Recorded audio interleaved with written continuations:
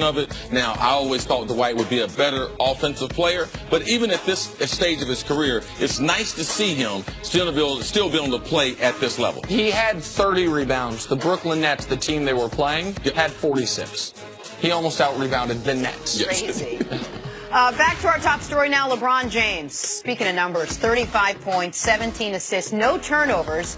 A win over the top seed Raptors. Here he is after the game.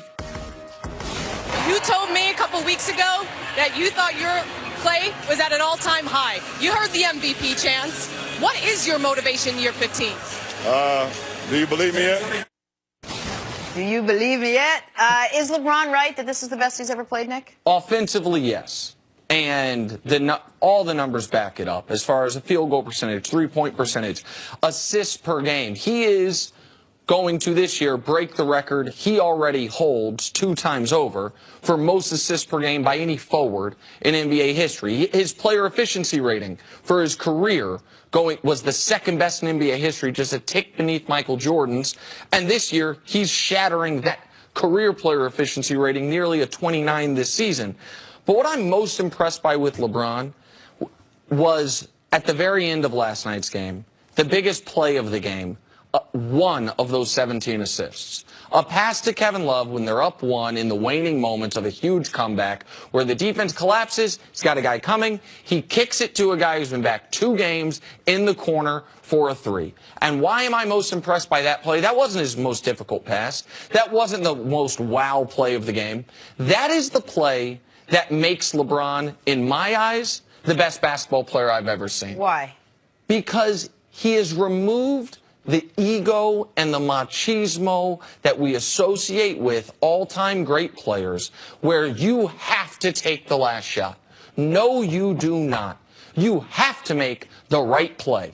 And the right play is the one he has made every day for 15 years. Despite the criticism for it, despite people questioning whether or not he has this elusive clutch gene or whether or not he has the temerity in the big moments, he consistently says, hey, NBA Finals must win Game 3. Game CC you and I are at. What's the best play? Kyle Korver, left corner 3 wide open. I'm going to trust my teammates. That didn't work out for him. Doesn't mean he's going to change it one bit. Doesn't mean he's going to listen to the noise surrounding him one bit. He consistently makes the best plays, and just last night he did it with no turnovers to go along with it. Yeah, it's where LeBron is right now. It was forced into him.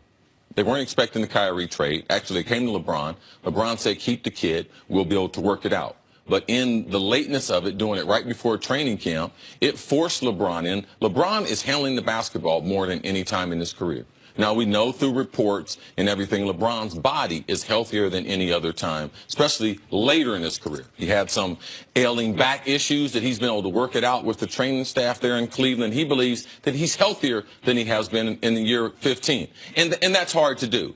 Now, the circumstance for which now he is the primary ball handler for the Cleveland Cavaliers. So for me, that he adjusted his jump shot because he got an elbow injury. That forced a trade. So now he has the basketball. So now he's able to do the things that he's always wanted to do, and he has more freedom. Even though they've had guys in and out of the lineups, right. I like to see how he adjusted, a lot like Kevin Durant. We've never seen Kevin Durant play the type of defense that he played in Golden State. Until last year, it was forced out of him. And that's what you see with great players. They're able to grow their game when you don't have the team or you don't have the skill set on your team. How much can his game continue to grow? And we're able to see LeBron as a ball handler, primarily handling the ball, pick and roll. This is the best offense he's played, not only because he's shooting the 3 better, but because of his understanding and his ability to be able to get to the lane. And if he wants to finish above the rim now, right, because of his back and his back is feeling better, all those things came together. But it was forced out of him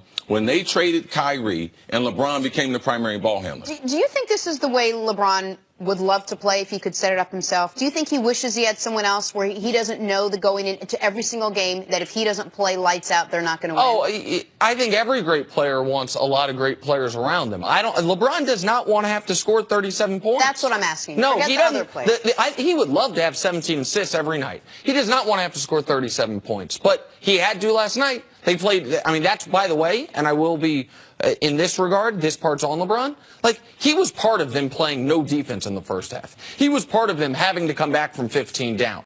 So, I mean, but he accounted for in the game the second most points of his career, points and assists. Counted for 80 points, assisted on 11 threes. That's the part of the game I think he takes the most pride in. That's why he always makes that pass to Kevin Love. All right, moving on. James Harden is on track to win the MVP award. His head coach not only thinks he deserves that one, but one that doesn't exist. MVPE, most valuable player ever.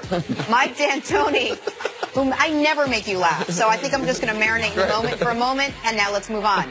Mike D'Antoni, who many people believe to be an innovational offensive mind, had this to say about James Harden.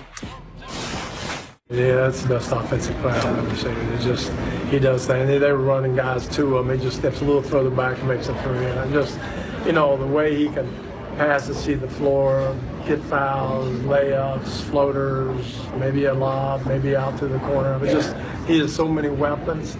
And now he's shooting step back threes. It's impossible to guard. You know, it's impossible. All right, CC, how far off is D'Antoni on his assessment of James Harden? Man, he said a lot of good things. The only thing he just got caught a little tripped up on his words. He's one of the best I've ever. That's all he had to say.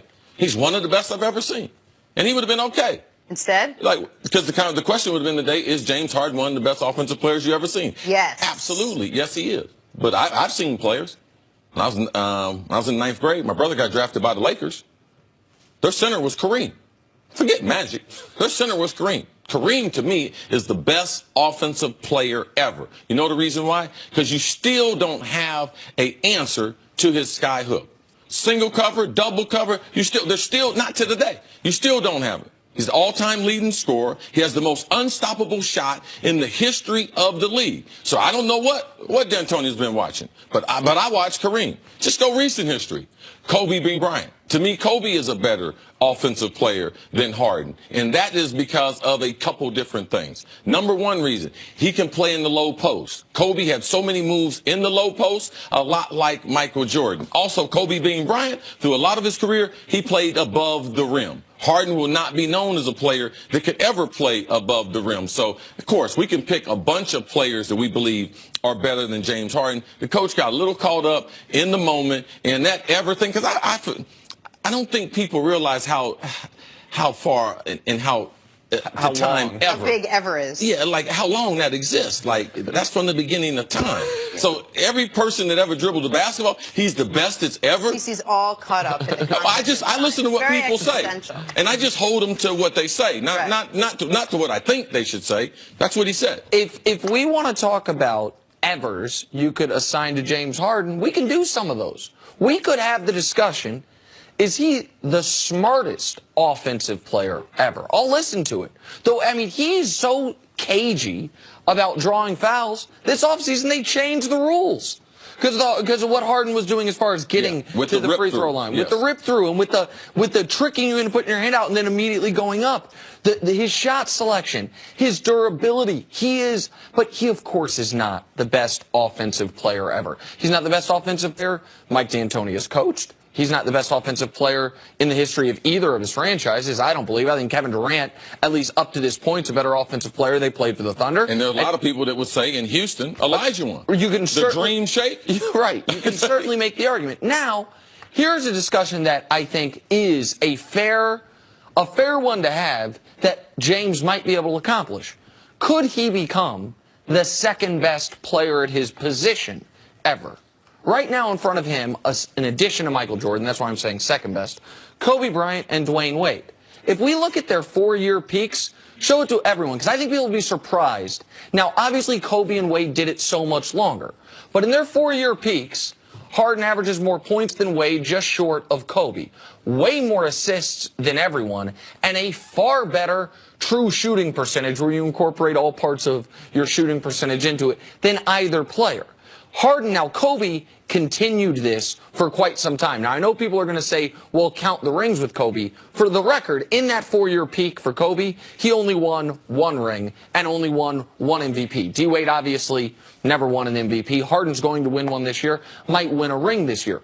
we can have the discussion about how high up the shooting guard pantheon list, and I left Jerry West out just because of era, James Harden can get. I think he's already the 5th best shooting guard ever, behind West, Kobe, Wade, and of course Jordan. He might be able to pass those guys. We'll see it. The 4-year run he's on, 3 top 2 MVP finishes, most points created in the NBA 4 years in a row. Those are amazing things. But best offensive player ever, like, he's not the best offensive player in the league right now. I think he's behind LeBron and Durant.